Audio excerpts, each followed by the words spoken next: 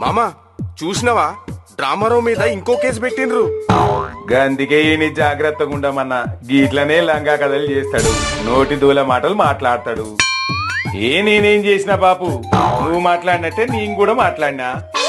ఊకో మామా, మనోనిపై ఇప్పటికే ఈ కార్ రేస్ స్కామ్ ఉన్నది. ఫోన్ ట్యాపింగ్ లో ఇరుక్కున్నాడు. ఇప్పుడు నోటి దూల కేసు. మనోనికి కేసులు డ్రామాలు కొత్త కాదు కదా. నీకేం తెలుసు? గా డ్రామారావు గారు చేసిన కథలు ఇక మస్తుగున్నాయి. అవి ఆడ బయటికి వస్తాయోనని నేను ఉనికి చేస్తున్నా. నీ సంగతి కూడా నాకు తెలుసులే. ఆ బావగాడు నిన్ను మంచిగానే బుక్ చేసినట్టుండు. ముందు మీ కాళేశ్వరం కేసులా మీరు చూసుకోరి, తర్వాత నా కేసుల గురించి మాట్లాడుదురు. అస్సలు నువ్వు అమెరికా నుంచి ఈడికి వచ్చిరుతోనే నా పార్టీకి శని బట్టే. ఇక నువ్వు అట్లా అంటే నేను మళ్ళా అమెరికాకు పోతా. నువ్వు ఆడికి పోయి ఏం చేస్తానో నాకు తెలియదా? ఇంకా కేసులు బుక్ అయితే మంచిగుండు. ఇద్దరిద్దరిద్దరం పోతది.